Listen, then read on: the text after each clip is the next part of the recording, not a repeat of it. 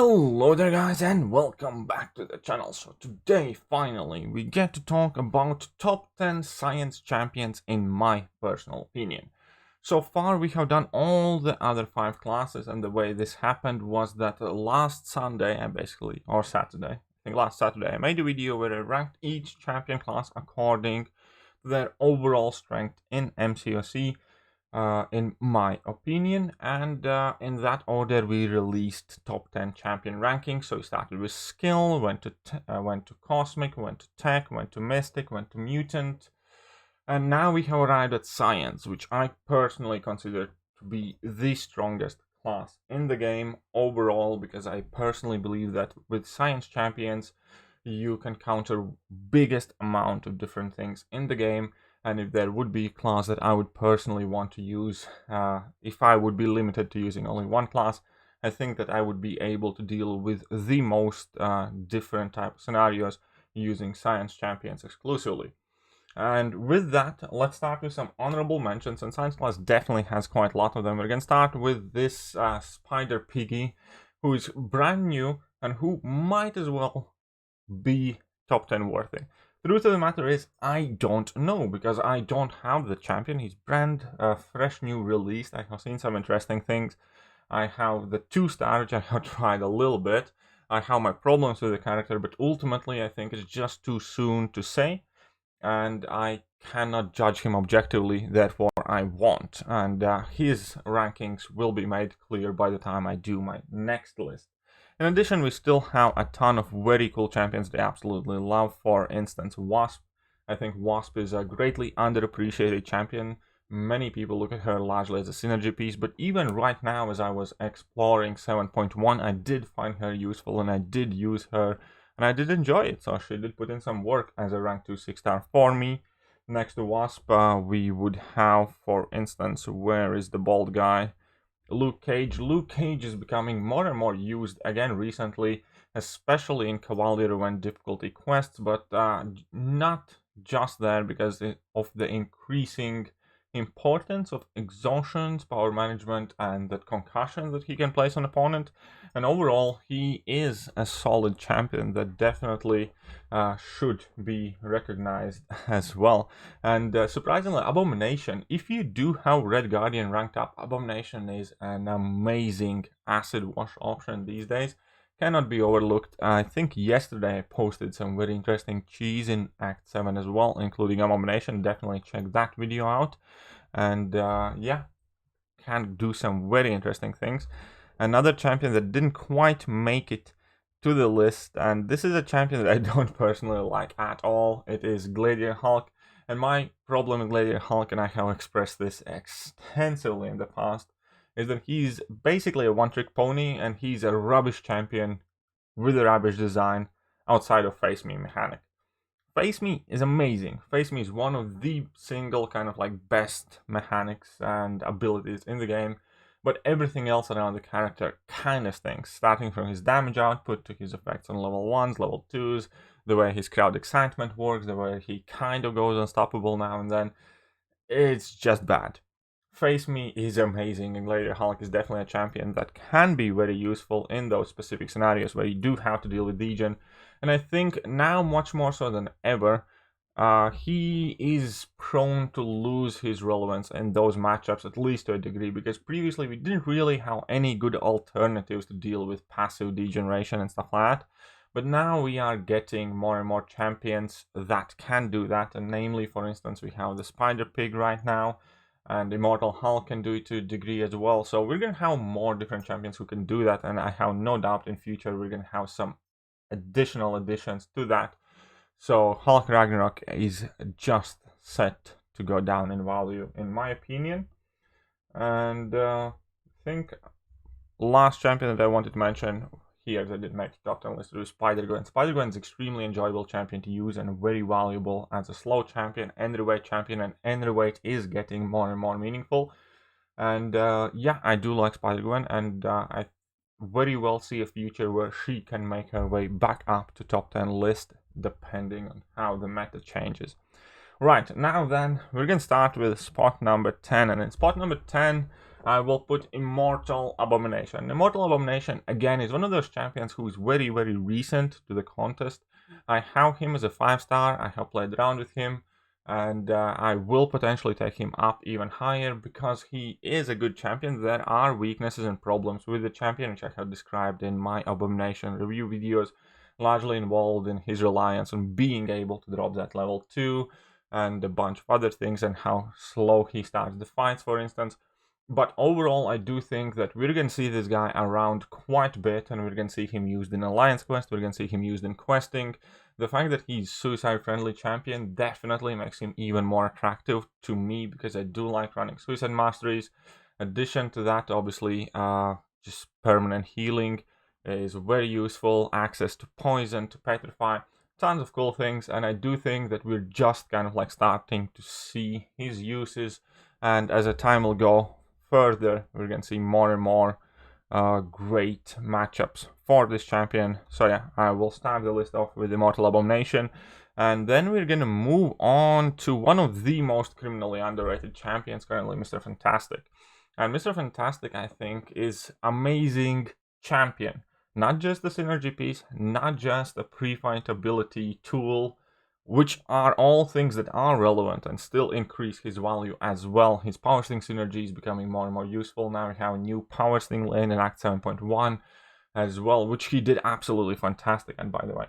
But his own base abilities, combined with his pre-fight abilities, I do like them. I think they are underrated. I think the way how he can push to his special attacks extremely quickly, slow down opponent's special attacks, and basically make sure that opponent's special attacks pretty much deal no damage in longer fights.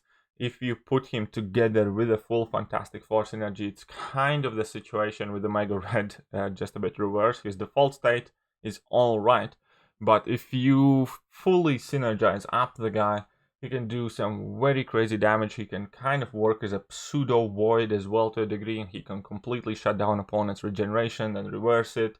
He can shut down their power gains, and he's very, very, very versatile. And I think the fact that we're not using him more is just one of those things that speak about how potent and strong Science class is in general. I'm glad to see his pre-fight abilities being used more and more in Alliance War, because they are useful for sure. But overall, I think he's one of those champions that's going to remain underappreciated by a large group of players who primarily like to look at yellow numbers and very big damage output. But I also think that he's going to become more and more used and kind of like creep in most players' day-to-day life. And yeah, I do think Mr. Fantastic is underappreciated, and I am valuing him as the 9th best science champion in the game currently, in my opinion.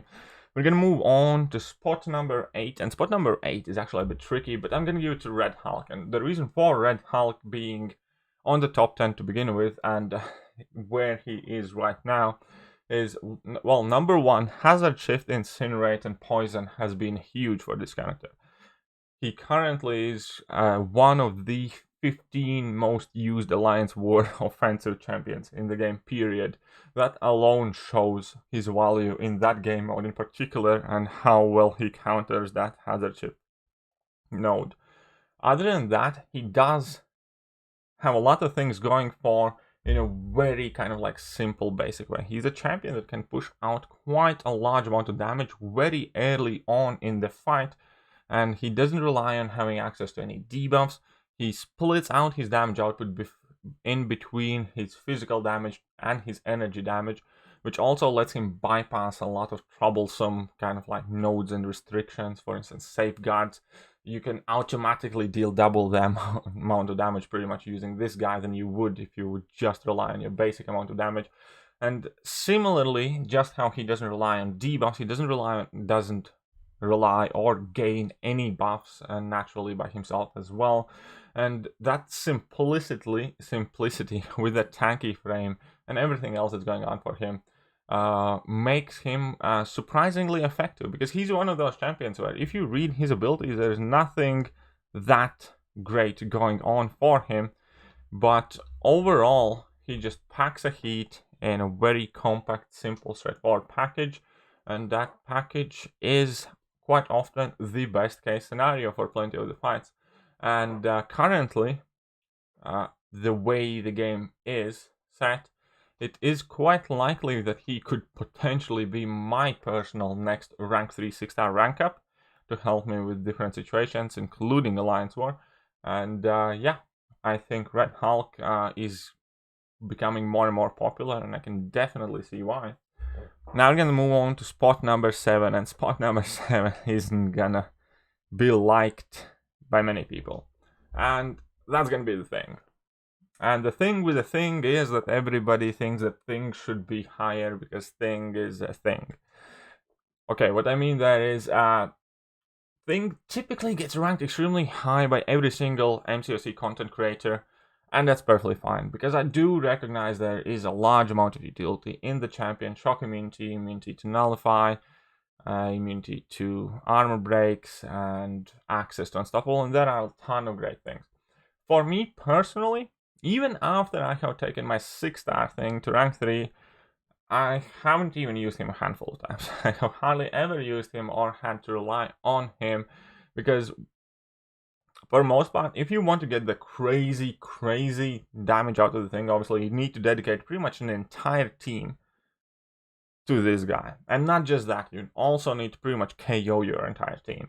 So if something does go wrong, you're forced to use items, and I try not to do that, and I value champions who help me save items, not flush them down.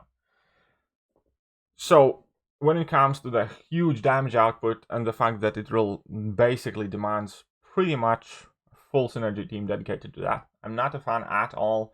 And in a game so crazy as this, where we have Nick Furies, where we have Ghost, where we have Cosmic Ghost Riders, where we have Sunspots, and plenty of other crazy damage output champions, there's just no need to dedicate an entire team in order to be able to hit hard. It's great, but it's unnecessary, it's excessive. If we take away that champion synergy setup and look at him as he is, this is where he lands. Yes, he has access to unstoppable, which is great, is needed. Can't stop, one stop is a huge problem. But in the forms where we see it, we have decent and better options. Now, one of the issues with the Thing is that you do need to get hit to trigger it, for instance, and you do need to have like 15 rock stacks, and that means you cannot have thrown a special attack previously to that, and it's not the hardest thing in the world to do. But right now, for instance, we can just use Dragon Man, get to level 3, you go unstoppable, and instead of having to get hit, you have pretty much a chance to regenerate all the damage you would take if you happen to get hit. So for can't stop, one stop, and getting unstoppable, there are several more decent, better options. Even Magneto, now that he has come out, he absolutely destroys those. So I do think that he has to take a backseat there. Shock immunity, which was one of the things that we really enjoyed about this guy. Dr. Doom is shock immune champion, and definitely superior in offensive and more versatile, I would say. And the kind of reasoning for this goes on and on and on. Anything he does is great. We have champions who can do it better now, in my opinion. And it's still useful to have him, but in my personal experience, I haven't had that much of a need to rely on him. Therefore, I will not place him higher in this list. And I also want to mention that despite all the positive things everybody loves to say about the Thing, I don't really see all that much Thing gameplay going around. Now that new content's coming out, I don't see Thing being used there. Don't see things being really brought in Alliance War. It was like one of the least mentioned champions, and so on and so forth. So maybe I'm missing something, maybe I'm sleeping on anything, but honestly, I just don't see him realistically be used for much outside of cheesing some stuff with champion synergy, which again, I think is luxurious and unnecessary and excessive. Okay, let's move on to spot number 6. And spot number 6 is going to go to She-Hulk, and I absolutely love She-Hulk. I want to pull a 6-star because she's awesome. I like to use her a lot. I just actually used her less than an hour ago exploring Act 7 against Juggernaut boss. And yeah, she has very easy, reliable access to slow. She has one of the most insane damage ramp-up potentials in-game with those Furies.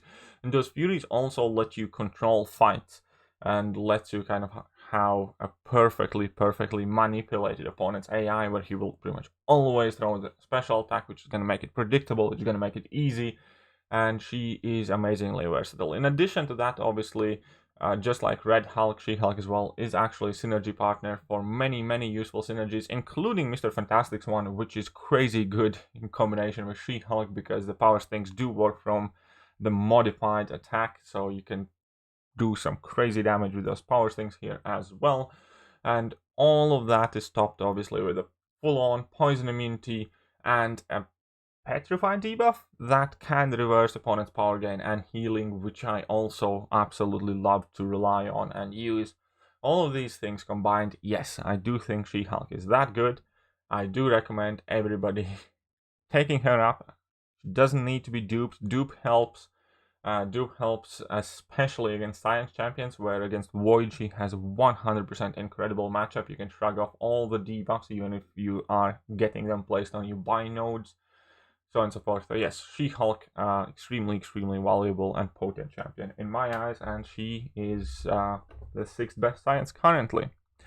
We're gonna go on to 5th best Science champion in my personal opinion, and it is also a champion I ranked as 5th best champion released this year, to be honest, and that is going to be Red Guardian. And full utility of this champion, I don't quite believe has fully showed itself. We have seen glimpses of it, but that unique aspect of not gaining a buff ever is getting more and more uses, and as more and more champions are getting released and more game modes are becoming available to us, more we can notice how valuable it is. The ability to completely ignore spite no matter what you do is so fantastic. The ability to completely ignore Mojo and Dormammu's degenerations is insanely useful. Then we have the EMP modifications, then we have what is Burden of Might? No, what is the other one? Burden of Might? I think. Well, one of the ones where if you have a buff expire on you, you lose power. He ignores that. And he ignores a ton of different nodes just by not ever gaining a buff, which is awesome. And then in all of the other aspects, access to slow, increased power gain, some crazy damage potential, ability to block unblockable specials or heavy attacks, all of that is useful. Now, some of the things in his kit I'm not the biggest fan of, namely the duration of his level 2's trauma. Trauma is an excellent debuff that can potentially let you do some insane damage, but the duration of it is too short in vast majority of the realistic scenarios, so typically you end up with Red Guardian being with alright damage, but definitely not towards the top where it should be. If you do, however, manage the aggressive playstyle and knocking down opponent consistently, in combination with trauma and the fact that heavy attacks deal increased amount of damage based per debuff, you can put on some real clinic with the guy, and his damage output just skyrockets up if you can stack up the 3 traumas, which is very hard to do. I have done it a couple of times, but it's so fun to try. And overall, it's definitely a champion with its shortcomings and weak sides, but I think the uniqueness of it and the reliability of his abilities. There's no RNG involved. You know you're gonna throw level 1, you're gonna get that slow in. You know that you never will have any buffs on you no matter what, so you can play so freely, which is very enjoyable, because typically 2020 champions are relatively restricted in their playstyle, and this guy can just go and kind of do whatever he wants. And in addition to that, when you combine his heavy attack increase with some pre-fights from Mr. Fantastic or some different nodes where opponents gain extra debuffs on them, you can have a really crazy damage output on those heavy attacks as well. Overall, yes, I do believe currently Red Guardian is still being absolutely slept on by vast majority of the people. Part of the reason is because he does require SIG 200 to fully open up his utility and reliance belt. But other than that, yes, I do believe that Red Guardian is a fantastic champion who is going to be mentioned, talked about, used, and relied on as time comes. And now we're going to move on in top 4. And I think top 4 is quite distinctively always being used, mentioned, talked about on top of everybody's minds. Right, we're going to start on with number 4, Void. Now, Void has had different meta from pretty much most. When he came out, he was recognized, but maybe not immediately as much as he should have, because he was capable of countering so many things, vast majority of the things in game, and he had so few bad matchups. And then we kind of shied away from Void for a while due to meta changes, due to many shrug off nodes, and due to other champions kind of like not just being great counters. Void didn't counter them greatly, basically. And now he's definitely making his comeback. He's being used more and more. He's, I think, one of the top 10 or close to top 10 most used Alliance War attacking champions as well, largely to kill some things and thing bosses, so on and so forth. But overall, this guy just packs in a ton of utility, a ton of versatility. Not necessarily my playstyle, because his playstyle is fairly monotonous and it's very linear. You just basically spam level 1s the entire fight, amass debuffs, get the Fear of the Void, do more damage, get more debuffs, and it's a very kind of like straightforward fight, which is not the worst thing by any means, and which also would result in kind of like sense of stability if it wouldn't be for his RNG reliance. And I think if you would actually have a controlled environment in which order you can apply debuffs, and you could select which debuffs you want to apply, that would have so much potential for Void to go up to even possibly number 2 spot in the game. But since you do have to rely on RNG and trying to get lucky, and often that is a deal breaker, often it is from being a very, very solid bet to go in and try to get lucky, or go in and hope you get lucky and try to squeeze to the fight. Because quite often, if you go up against strong power gain, for instance, you do need that petrify early on, or you will be dead. If it is 5th debuff in a row in a fight where you can hardly land a hit on opponent because you spend most of the fight baiting out special attacks, and you don't get lucky, you didn't get lucky and you're gonna get wrecked. And I think that is the biggest weakness of the Void, where RNG is still very, very much involved in determining how effective counter he can potentially be in a fight, especially at the start of it.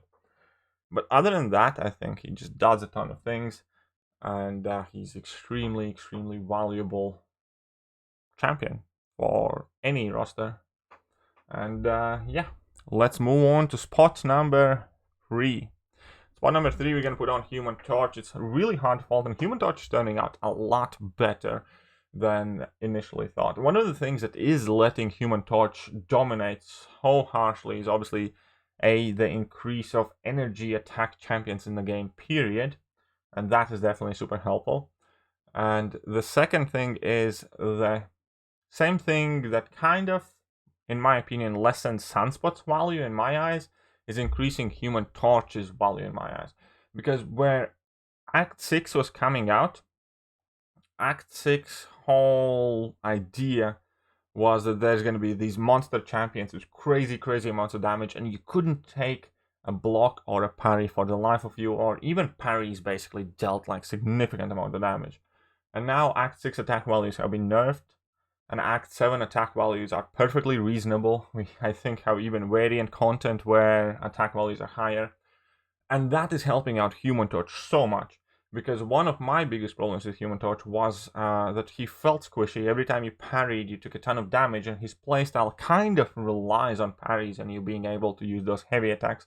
And so I previously felt like my Human Torch is very fragile, and I struggle using him, and I didn't really want to use him unless it was like really, really, really perfect matchup. But now that problem has gone away, because the opposing opponent's attack values have been held back quite significantly, to a point where you do not have this significant health bar chunk ripped out of you every time you go for a parry. Therefore, A, it's a lot easier, and B, cheaper to use Human Torch in more different fights and experiment and see how well he can do. And again, you're not going to bring in Human Torch in an average fight where he's not going to have that ability to gain smolders quickly. You're going to look for those good suited fights. But when you do find those, he does fantastic. He does greatly against pretty much every Mystic champion. He does fantastic against any energy attack champion. And then there are several cheese methods available to him, like I showcased with Clapback Node, for instance. He can do some crazy things. And one of the things, obviously, that still maintains popularity and demand for Human Torch is quite obviously his dominance in Abyss of Legends. And for me personally, especially now that I have started rerunning Abyss of Legends, I can say that Human Torch is probably the best Abyss champion. Yes, Aegon is important because he deals with the fights that Human Torch doesn't, but if we put it in a matter of, if we put Aegon in a perfect fight, or Dr. Doom in a perfect fight, and put Human Torch in a perfect fight, then Human Torch is the only one that consistently can solo every single fight that he's good for. Any Mystic fight, pretty much, he's able to solo, even the larger health balls, and that is crazy amount of damage. And yeah, so I do think that Human Torch is, to be honest, probably the most important revive and potion saving element for Abyss of Legends exploration. Maybe not so much for completion path, but I would not advise anybody to go and explore it without Human Torch, because I do personally believe that overall he is the most important component in Abyss of Legends exploration. So that, combined with the fact that he's also one of top 5 most used Alliance War champions, for the reasons that I just explained, that if he is in a good matchup, he's crazy good. He can nuke down those fights extremely quickly. So life's looking very, very good for Human Torch, and you could easily make an argument that he should be rank 2 currently. The reason why I'm not giving him rank 2, I'm going to explain in a second, as we start talking about the champion who I personally find to be the second best science champion, and that is Captain America. And reason for that is very, very simple, because Captain America is great everywhere. Captain America is one of those champions that gets better the better your own account gets, because then you can customize more and more which of his signature abilities you want to use and get to use. And then if you take a look at all of that list of that signature abilities, it's just absolutely insane amount of utility and versatility. And the reason why I value Captain America so much is not just because he's so tanky and he can glance attacks and he can have perfect parries and he can seemingly last forever, or not even because you can absolutely cheese aggression regeneration nodes, or you can just ignore, for instance, I don't know, aggression fury nodes if you're gonna land your parries, because you're gonna have a perfect parry. But the reason why I value Captain America so much is because he's good in every single game mode. He's great in every single progression of a player. If there is one champion that I can always reliably answer when asked about, it is Captain America Infinity War. Because it doesn't matter whether you started this game 3 days ago. It's super easy to use and he's going to be very helpful to you from the first day. It doesn't matter if you're uncollected and trying to get through Act 5 or whatever. It's going to be great there. It doesn't matter if you're trying to use him in variants. He's going to be fantastic in whichever variant you can bring him in. It doesn't matter if you're exploring Act 6. He's fantastic there. It doesn't matter if you're focused on Alliance Quest, on Alliance War, or whatever, because he does both of those game modes greatly as well. He's even good in incursions, for Pete's sake. It's like, he does every single game mode really, really well. He's a reliable champion. As soon as you can get him up to Sig 200, do so. There is 100% chance his abilities will trigger. There's no RNG involved, pretty much. And yes, that is about it about Captain America. He's like the Mr. Dependable, the Mr. Capable, and he's capable in every single game mode, in every single progression level, and that is what I value so much. And then I can go obviously and break down how great it is that he can nullify the unstoppables, how great it is that he can shrug off any kind of debuff during the fight. And most recently, I took a total advantage of that on that Gimme Life Transfer Spectre path, where I just brought in Captain America Infinity War and the skill champion, and then I just kept shrugging off Spectre, so that entire lane I didn't have to worry about that, and I was able to fully heal and just absolutely destroy stuff without having to kind of like pause for the Spectre debuff. You can use that to shrug off damage or time debuff, so he can take biohazards, freezer burns. There's an insane amount of utility in the champion, and I cannot stress enough how valuable it is.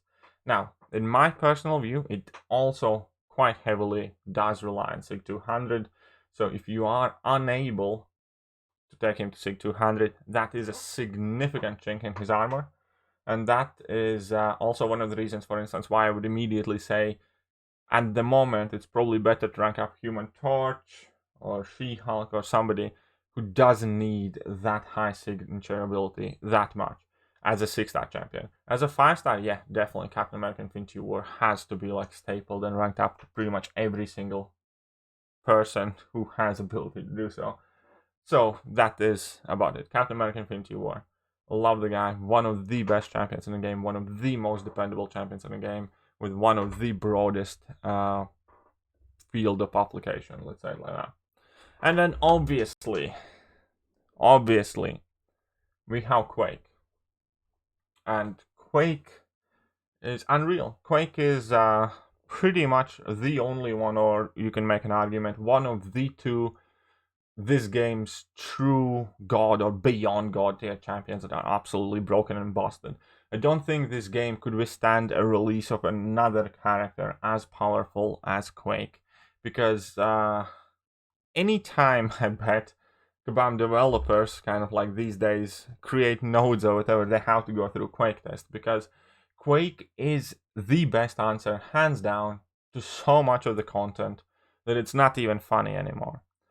When I learned to play Quake, I immediately felt like an aura of invincibility surround me, and I just all of a sudden wasn't worried about new content. All of a sudden I wasn't worried about that fight in Alliance War, what could be tricky or whatever.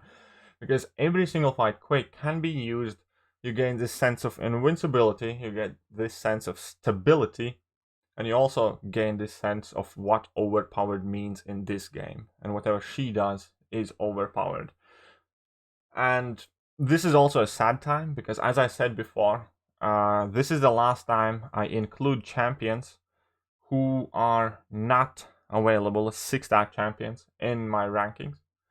And that means within half a year, when I will be doing my champion rankings once again, unless Quake has been released as a 6-star champion, she's not going to be included in this list, neither will be Hyperion and so on. Basically any champion that's not out there as a 6-star for us to use, because that is where I feel the game is moving on.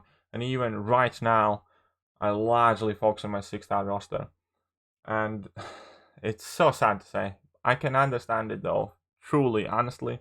I'd love to have a 6-star rank 3 Quake, but at the same time, I do think if Quake does not get released as a 6-star, we as a community can get a better game, because the fact that Quake might not be able to go in and just wreck everything content designers throw at us, or the fact that Quake doesn't have to be specifically countered, and in addition to that, half of our champions need to be discarded. I basically just think that in absence of Quake, we can have more fun and interactive and interesting fights. We will be forced to look for more different answers and scenarios, because quite often whilst using Quake, I kind of feel lazy, because what Quake does is she effectively overrides the idea of how the fight should have been fought. She brings all the fights down to exactly the same difficulty level, because if you can Quake one fight, you can Quake all of them pretty much. And she overrides the thought process that designer had gone in their head how people will be countering this. And I think Quake's so broken that in a weird way she is ruining the game a bit. I think because of Quake, the node combinations are a bit nastier sometimes than they should be. I think because of Quake, we're not getting some different fights on node combinations and so on and so forth. So maybe I'm wrong, and maybe it's not so, but I definitely know for a fact that Kabam employees themselves have relatively recently said that we're not going to see 6-star Quake anytime soon, just like we didn't see 5-star Scarlet Witch for several years, and now that she's released as a 5-star, she's not good enough and she's not relevant enough even. And again, it's like a power level below where we're moving on. We just got now 5-star Scarlet Witch at a time when everybody's pushing 6-star rank 3s. So I do not think that we're gonna get Quake as a 6-star for a really, really, really long time. And no matter how annoyed or upset or how much I want to have a 6-star Quake, I can also understand why. because she's just that broken. And that has been the top 10 science champion list. So we have gone through all the 6 classes right now. If you have enjoyed these videos, please do me a favor, forward them to your friends, ask them what they think, let me know in the comment section if you agree to my viewpoints. If not, then please explain what you would have done differently. But other than that, we have finished with every single class. And tomorrow is going to be the video that all of you have been waiting for, or many people at least have been waiting for, and that's going to be top 10 champions in MCOC in December 2020 overall. So where I'm going to be mashing up all of these lists and coming up with my personal top 10 in the game and explaining reasoning why. I'm not going to be speaking as much about the champions and what they do themselves. I'm going to be more so explaining why I think something's more valuable than something else, for instance. But yeah, anyways, I hope you guys enjoyed the video, and I'm going to catch you guys soon. See ya.